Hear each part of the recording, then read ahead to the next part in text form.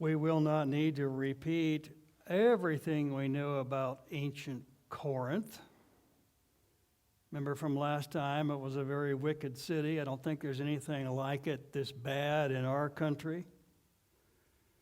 In 1 Corinthians 6, last week's chapter, Paul had taught the believers in Corinth not to go to the pagan temple of Aphrodite.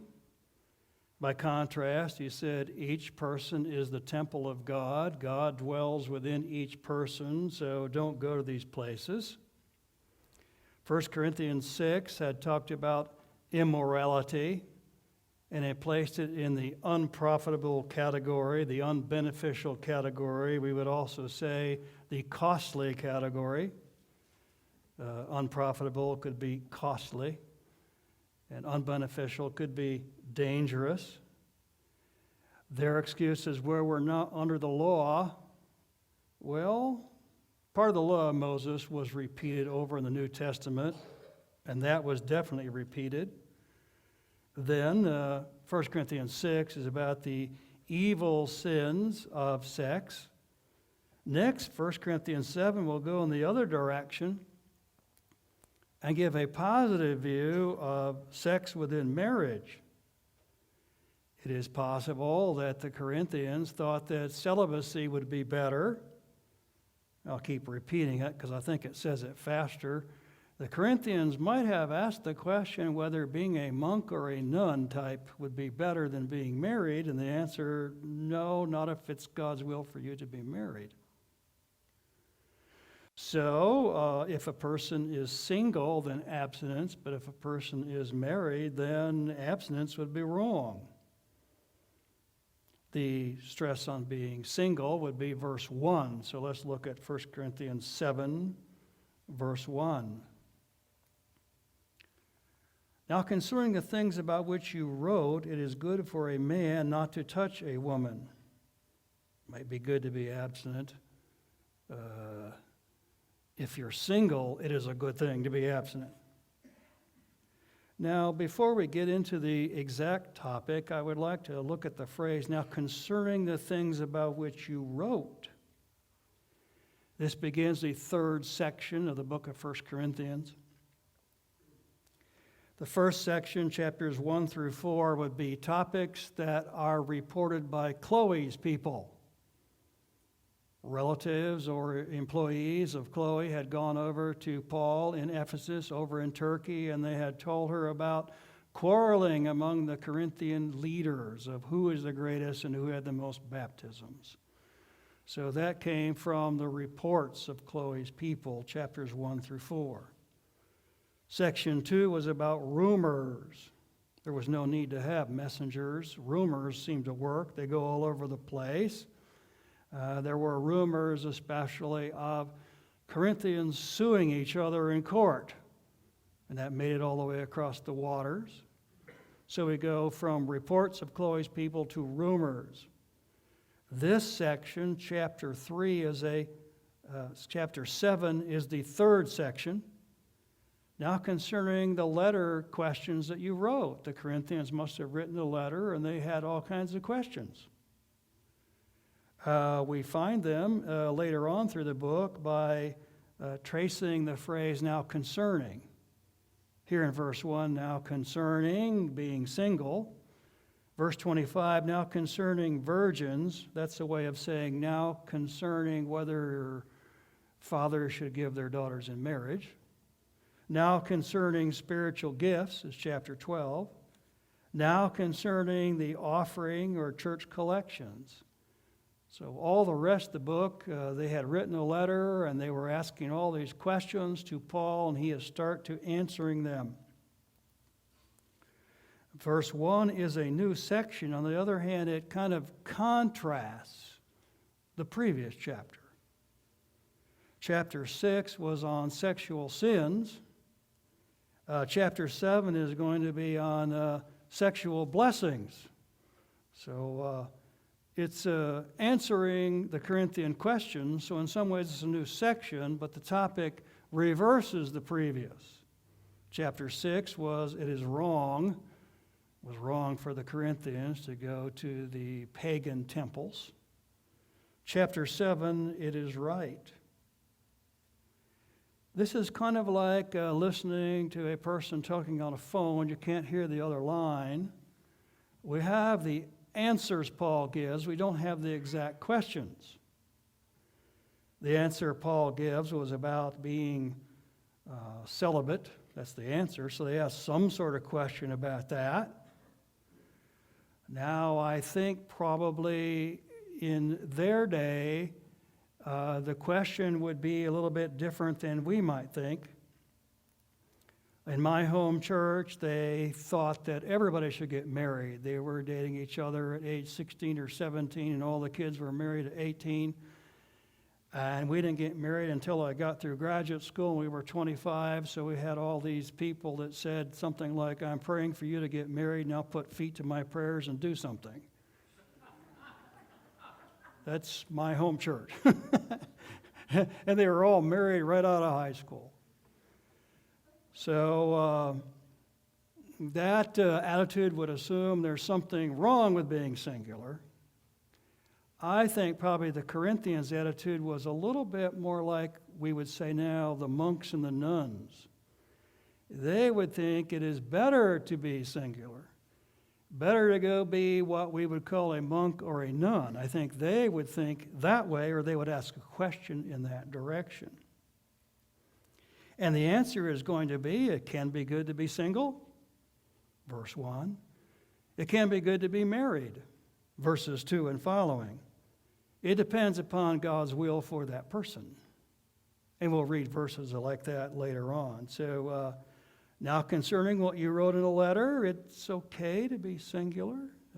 That could be good if that's what God's will is for you, to be single, and that can be a very good thing. So being single can be good, but it's not the only good way of life. And as he'll go on, he will talk about being married, and that is a good way of life. So single can be good, being married can be good. Now, he's going to talk about his opinion that being single was especially good, but we need to look a little bit ahead as to why that's his opinion. Let's look ahead to verse 26. We won't get to 26 directly today, but in order to interpret Paul's opinion, we need to look at verse 26. I think that it is good in view of the present distress or the present danger that is good for a man to remain as he is.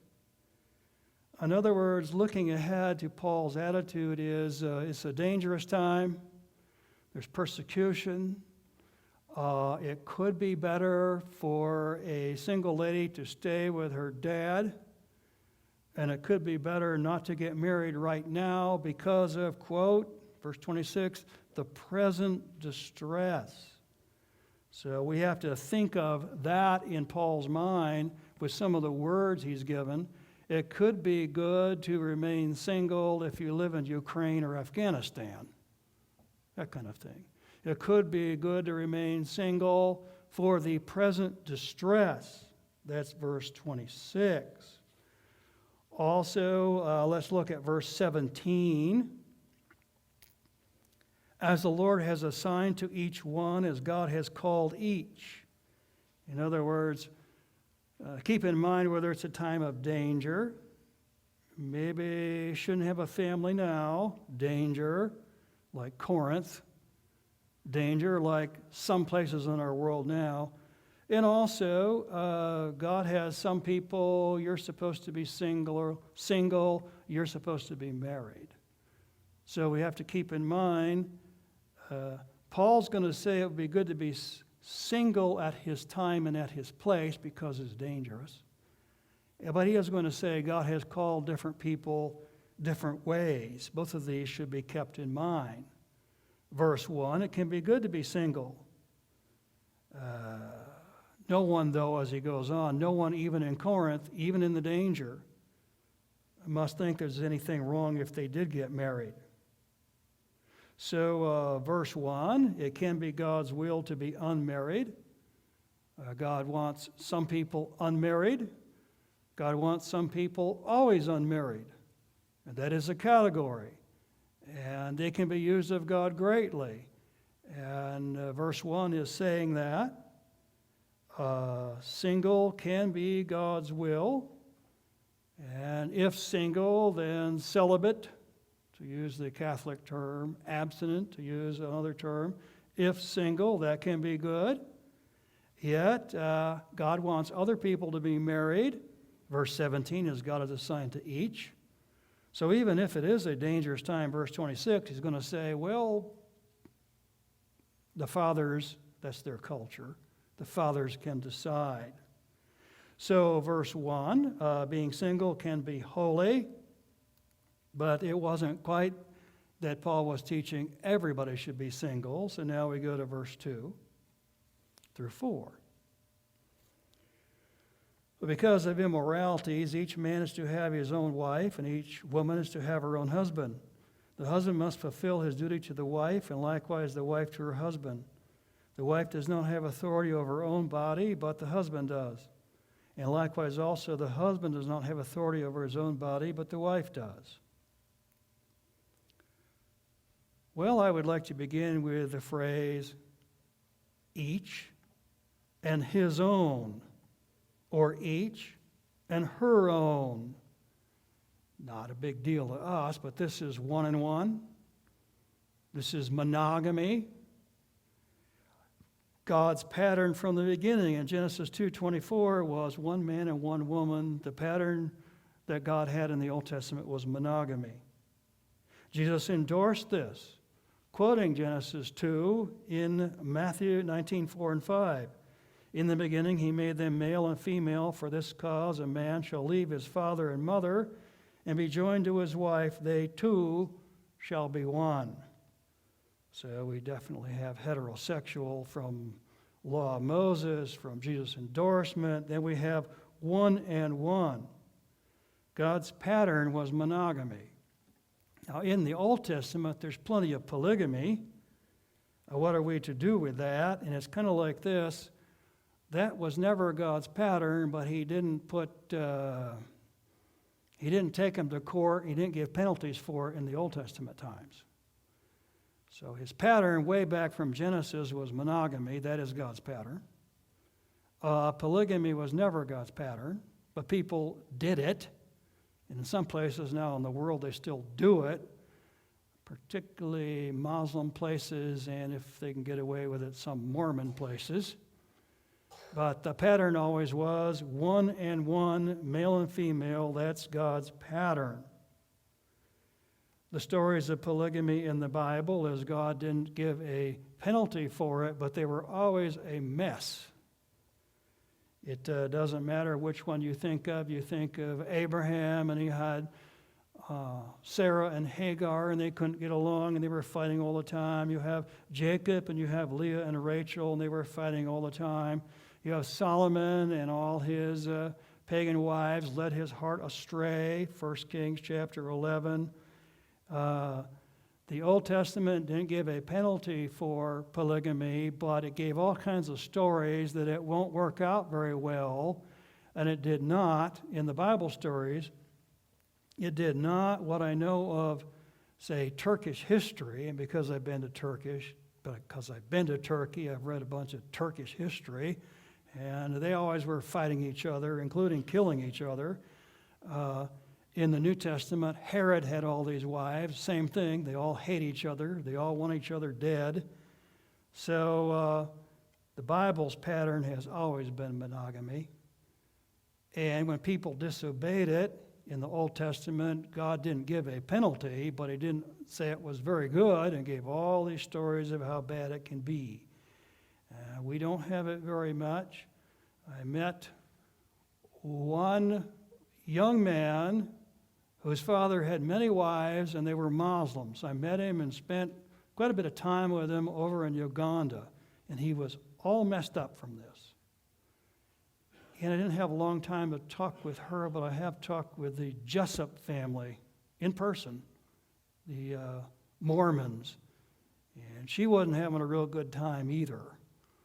So his own, that's the Bible's pattern, and It is a man and woman. It is one-on-one. That's the Bible's pattern.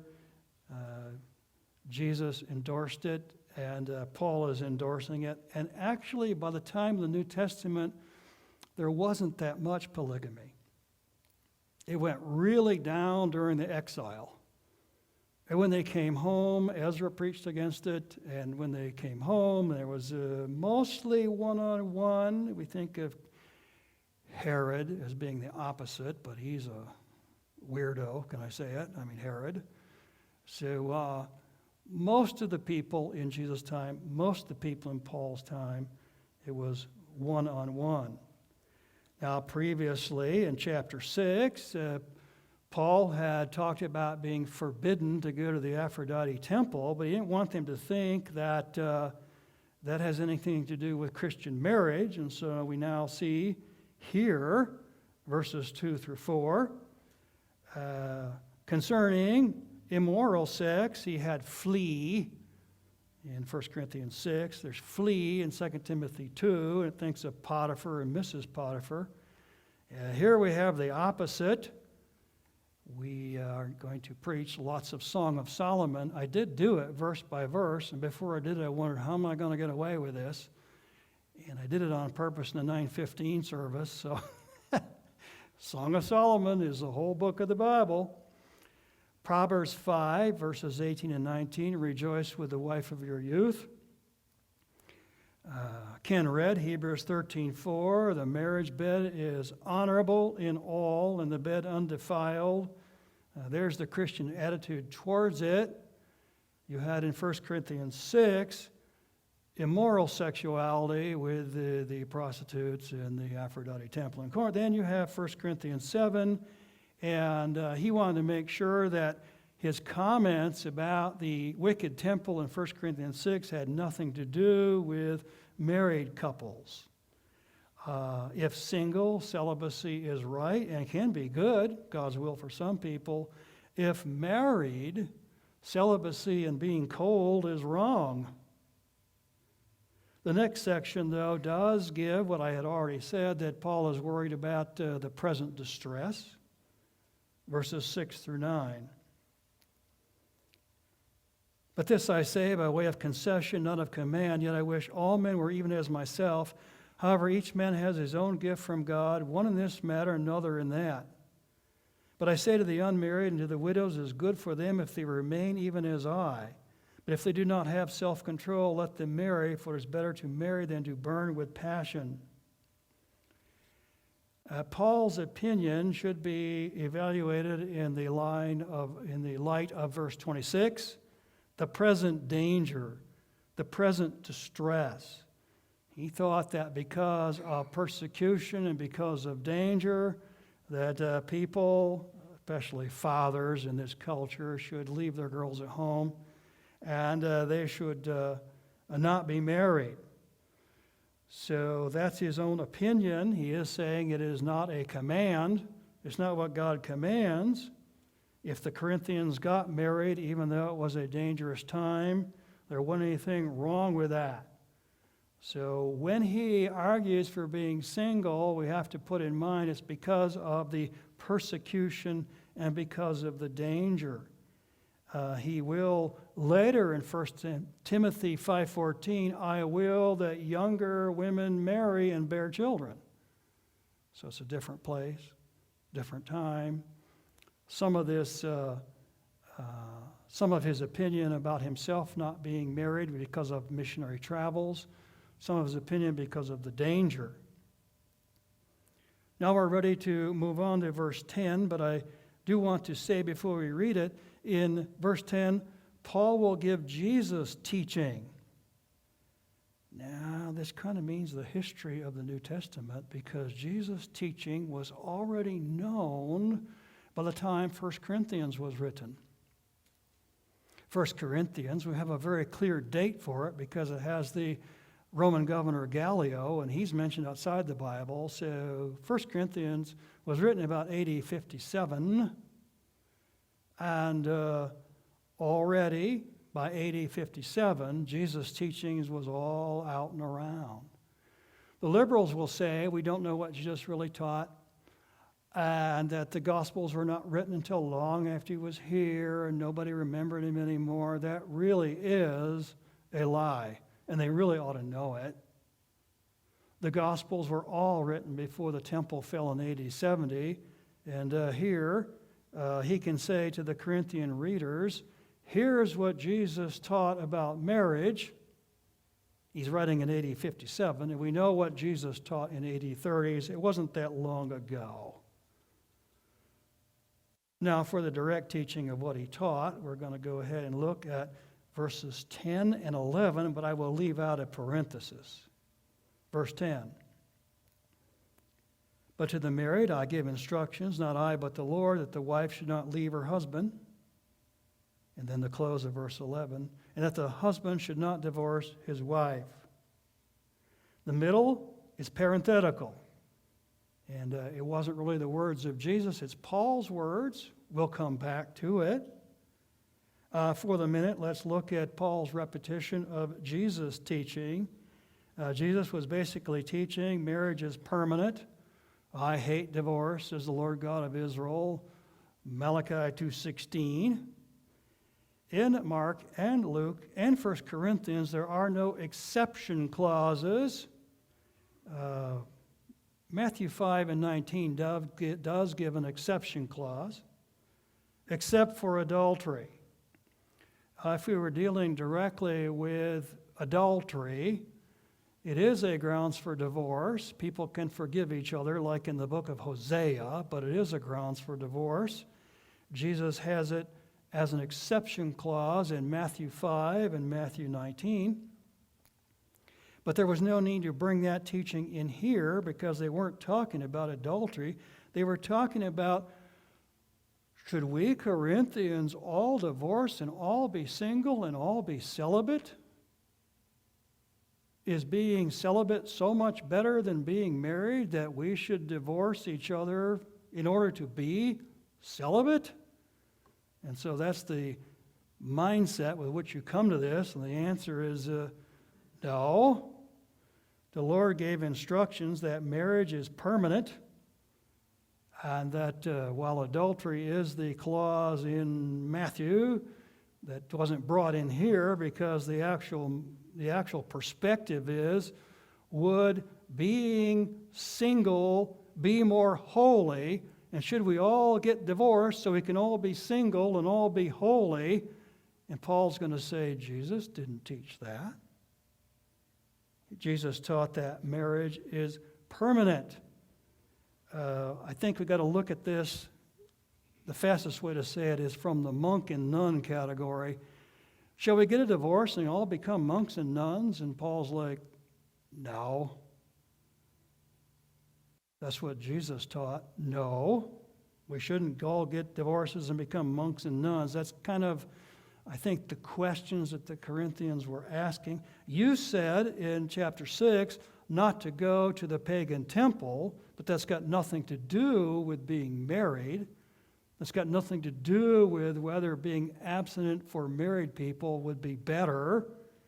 He's going to talk about that shortly, but be abstinent in marriage is only for a short period of time, that you might have more, might say, go to the walk to Emmaus for a week, a little bit of time.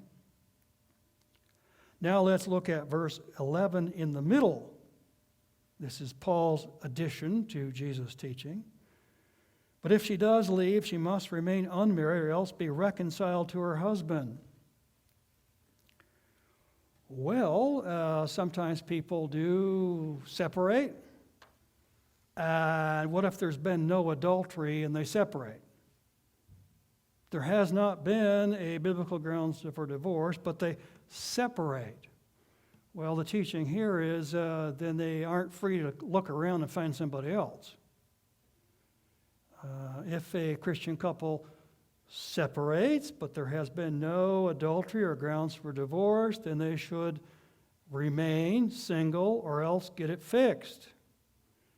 That's kind of what Paul adds here. Jesus didn't talk about this subject. Not that he didn't know about it, he just didn't talk about it. So the parenthesis, if there is a separation and has not been any adultery, Paul's teaching is then they are not at liberty to go find somebody else.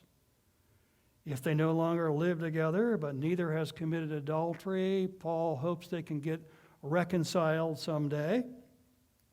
But in the meantime, they should remain single. Next, in verses 12 and 13, Paul adds more to Jesus' teaching. Let's look at verses 12 and 13. But to the rest I say, not the Lord, that if any brother has a wife who is an unbeliever, and she consents to live with him, he must not divorce her. And if a woman has an unbelieving husband, and he consents to live with her, she must not send her away. I think what you have here is kind of the Corinthian attitude is, shall we all get divorces and be single because being celibate would be better? And the answer is no. Then the next question is, what about believers and unbelievers being married together? Should we divorce all the unbelievers so we can be single and be celibate because that would be better? And the answer is no, you should not divorce even an unbeliever. Marriage is holy even when the people who start it are not. And so you have in here, marriage is permanent.